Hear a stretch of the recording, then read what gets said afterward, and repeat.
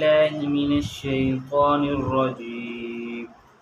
بسم الله الرحمن الرحيم.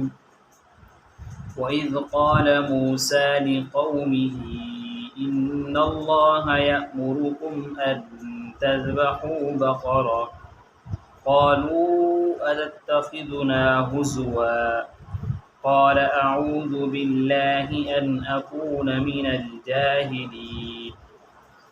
وَإِذْ قَالَ مُوسیٰ جب کہا موسیٰ نے لِقَوْمِهِ اپنی قوم کو ان اللہ بے شک اللہ تعالیٰ یأمرکم حکم دیتا ہے تم کو ان تذبحوا یہ کہ تم ذبح کرو بقرہ گائے.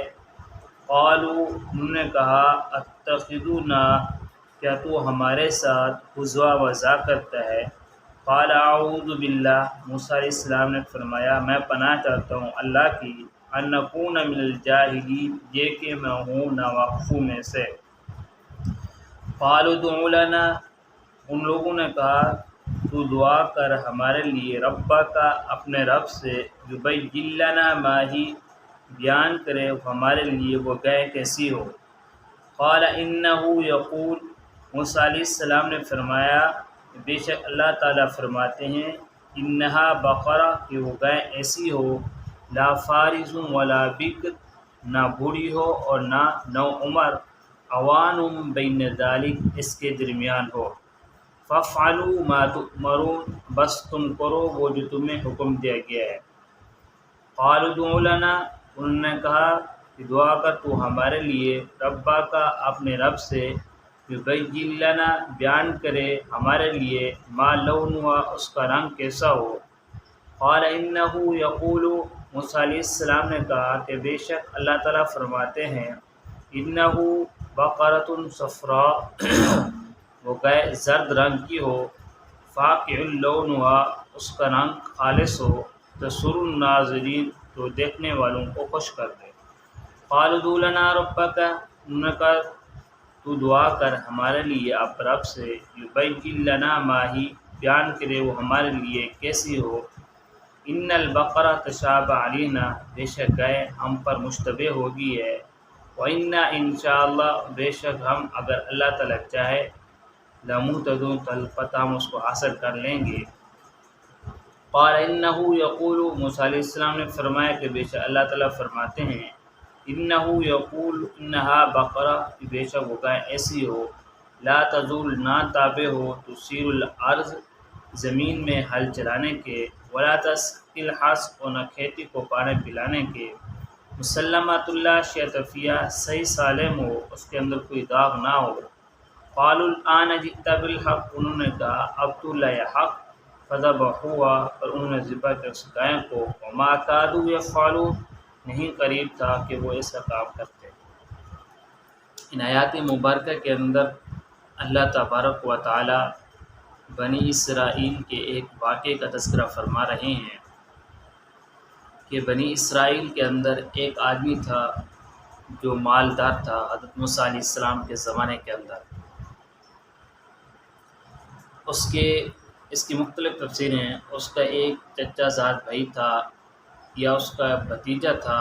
جو شخص مالدار تھا اس کی کوئی اولاد نہیں تھی.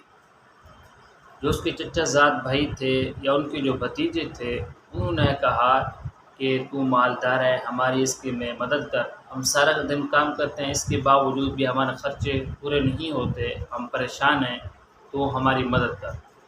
تو اس آدمی نے کہا میں آپ کی مدد نہیں کر سکتا میں آپ کے ساتھ تعاون نہیں کر سکتا. ان لوگوں نے یہ کہا آپس ان کے اندر مشورہ کیا طے کیا کہ ہم اس کو قتل کر دیتے ہیں اپنے چچا کو یا اپنے چچا زاد بھائی کو. اس کی کوئی اولاد ہے نہیں وارث تو ہم بنیں گے اس لیے ہم اس کو قتل کر دیتے ہیں اور اس کے مال کے وارث ہم بن جائیں گے.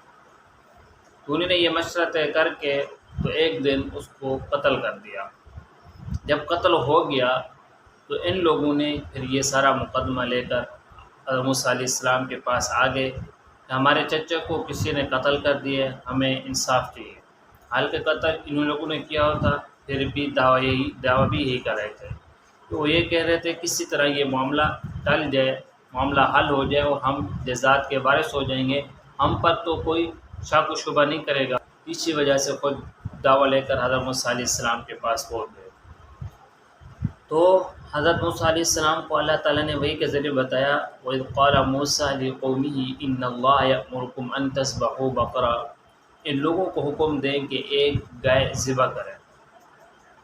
تو ان لوگوں نے کہا قالوا وَاتَّخِذُونَا، موسیٰ علیہ السلام کیا تو ہمارے ساتھ مذاق کرتا ہے؟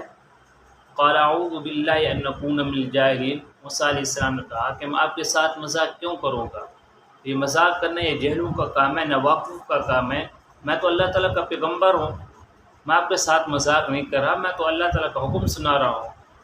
پھر جب انہوں نے مان لیا کہ اللہ تعالیٰ کا حضرت موسیٰ علیہ السلام حکم سنا رہے ہیں، تو انہوں نے پھر گائے کے بارے میں مختلف سوالات کرنے لگے۔ اگر وہ بوڑھی گائے بھی ذبح کر لیتے تو ان کا معاملہ حل ہو جاتا، لیکن ان کا کام تو یہ تھا، ان کی سوچ تو یہی تھی کہ کس طرح یہ معاملہ ختم ہو جائے، یہ قتل تک نہ پہنچے، اس بات تک نہ پہنچے کہ کس نے اس کو قتل کیا ہے اور ہمارے اوپر یہ نہ بات آ جائے۔ یہی لوگ یہ چاہتے تھے کہ کس طرح یہ معاملہ حل ہو جائے، ٹل جائے اور ہم اس کے جائیداد کے وارث بن جائیں۔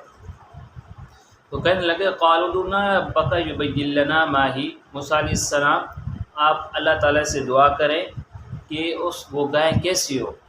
تو اللہ تعالیٰ نے فرمایا انہا بقرۃ لا فارض ولا بکر، وہ گائے ایسی ہو کہ نہ وہ بوڑھی ہو نہ نو عمر ہو، بلکہ اس کے درمیان ہو۔ پھر اللہ تعالیٰ نے فرمایا کہ فَافْعَلُوا مَا تُؤْمَرُونَ، جو تمہیں حکم دیا ہے اس پر عمل کرو۔